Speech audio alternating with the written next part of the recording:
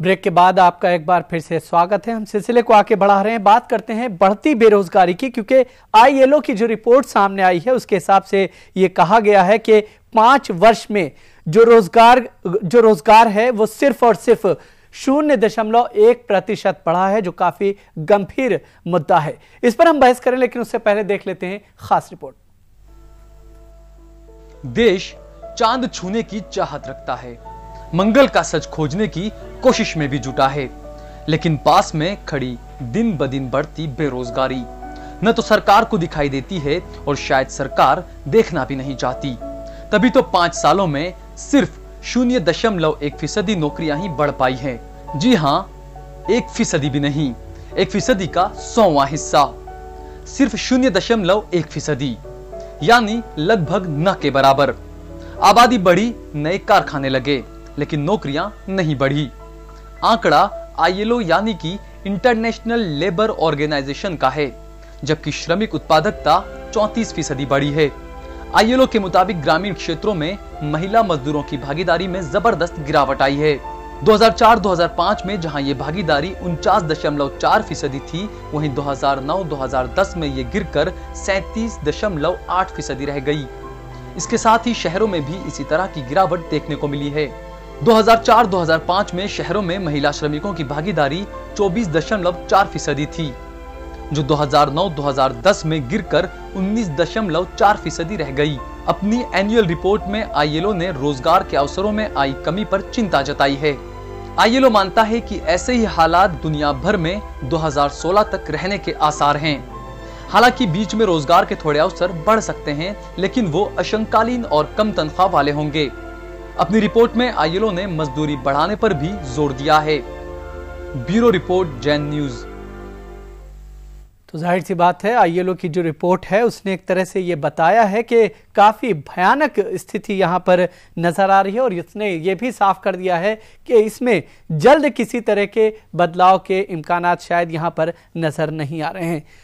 आपसे जानना चाहेंगे कि जिस तरह से ये आईएलओ की रिपोर्ट थी, आपने इस चीज़ को देखा, क्या कहेंगे आखिर जो स्थिति बनी हुई है? ये इसमें 2 बातें हैं मुख्य रूप से। एक तो है कि जो प्रोडक्टिविटी बढ़ गई है 34%, तो इसका मतलब है कि जो लेबर है वो ज़्यादा प्रोडक्टिव हो गया है, 1 यूनिट लेबर। फिर है कि रोजगार का दर लगभग नहीं बढ़ी है। तीसरी बात है कि महिलाओं का जो रोजगार में योगदान था वो घट करके 49% से घट के 37% हो गया है। मतलब है कि रोजगार सृजन में जो ठहराव आया है, उस ठहराव का शिकार महिलाएं हो रही है। तो और ये स्थिति जो है ग्रामीण और शहरी इलाके दोनों जगह देखी जा रही है। इसका एक और सामाजिक पक्ष भी है। यह तो आर्थिक पक्ष है, देखने में लगेगा कि भाई महिलाओं का ये हो रहा है। दूसरा एक सामाजिक पक्ष ये है कि जैसे जैसे कोई परिवार समृद्ध होता है तो उसमें महिलाओं को कहा जाता है कि काम मत करो। तो ये भी एक फैक्टर है महिलाओं का घटने का। एक तो है कि अवसर घटे हैं, उसका शिकार हो रही महिला। प्रोडक्टिविटी बढ़ी है, तो एक परिवार में अगर पुरुष की प्रोडक्टिविटी ज़्यादा है तो सोशल संस्कृताइजेशन का जो प्रोसेस होता है कि अगर लोअर तबका जब प्रोग्रेस करने लगता है तो जो अपर स्ट्राटा है सोसाइटी का, उसका नकल करने लगता है। तो अगर अपर स्ट्राटा देख रहा है कि महिलाएं नहीं काम कर रही है, तो नीचे वाला है अगर समृद्धि आई परिवार में तो बोलेगा चलो हम भी अपनी महिलाओं को नहीं भेजेंगे काम करने के लिए। तो शहरों में और गाँव में जो महिलाओं कम आ रही है जो प्रोडक्टिव क्षेत्र में, उसका एक कारण ये हो सकता है, ये सर्वे का विषय है, ये एक शोध का विषय है कि उस सामाजिक कारणों के कारण घटा है या जो आर्थिक कारण है, इसमें कंपटीशन ज़्यादा बढ़ गया। और उस कंपटीशन में चूँकि प्रोडक्टिव बेस्ड कंपटीशन है, तो शायद महिलाएं उतना ज़्यादा ये नहीं है, वेल ट्रेंड नहीं है, उतना उनको एजुकेशन नहीं प्राप्त है कि वो पुरुष जो लेबर है उसके साथ compete कर पाए। इसके कारण वो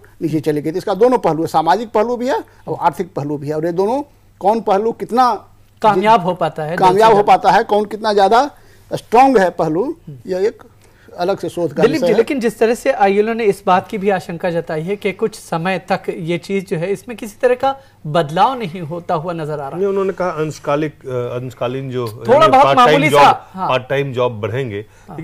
इसमें एक और एक चीज है कि स्किल जो है हिंदुस्तान में, स्किल डेवलपमेंट, एजुकेशन तो यहाँ रहा है लेकिन वो सबके पास नहीं पहुंचा है। और जैसे जैसे चीजें बढ़ रही है, ग्रोथ हो रही है, तो उसमें स्किल भी एक महत्वपूर्ण बात है, खास करके टेक्निकल स्किल।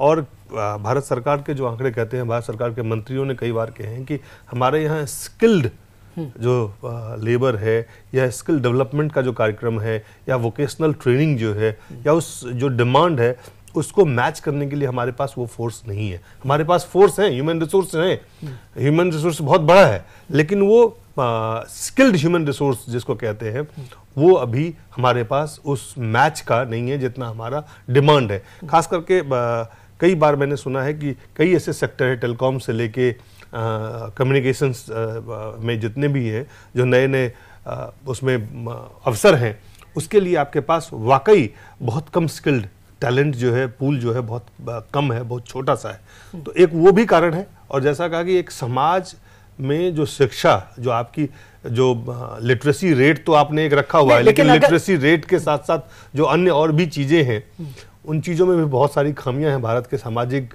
और आर्थिक संरचनात्मक जो उसमें बुनियादी जो कुछ फंडामेंटल ऐसे खामियां हैं जिसके वजह से इस तरह की जो न्यूनतम मजदूरी दर है उसको बढ़ाए जाने की जरूरत होगी। फिर न्यूनतम मजदूरी दर भी बढ़ेगा ही, ये तो जाहिर है, लेकिन उसमें जो अभी जिस सेगमेंट में ये कह रहे हैं कि लेबर का जो प्रोडक्टिविटी है वो बढ़ा है 34%, यानी जो लोग काम कर रहे हैं they are becoming more productive, ज्यादा प्रोडक्टिव हो रहे हैं जो काम कर रहे हैं, लेकिन जो अवसर है, अपॉर्चुनिटीज जो है वो उतने तेजी से नहीं बढ़ रहा है जितने तेजी से लोगों की प्रोडक्टिविटी बढ़ रही है। जो है क्या करना चाहिए जिस तरह की भयानक स्थिति यहाँ पर दिखा रहा है?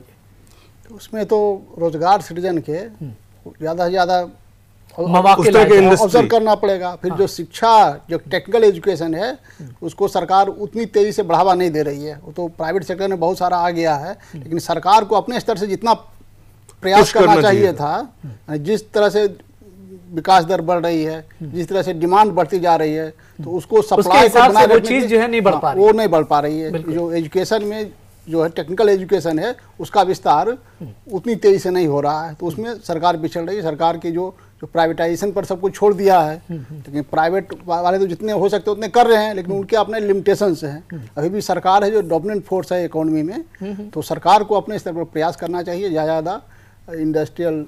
दिलीप जी, बहुत कम शब्दों में आपसे रिएक्शन जाएंगे। नहीं, अभी बहुत सारे बदलाव कानूनी व्यवस्था जैसे रिफॉर्म्स की भी जो जब हमने एक कदम आगे बढ़ाया तो उस कदम को प्रॉपर तरीके से आगे बढ़ाना पड़ेगा। हम कई बार आगे बढ़ते हैं, 2 कदम आगे बढ़ते हैं, फिर सरकार के एक बड़े जो है पीछे बढ़ते हैं।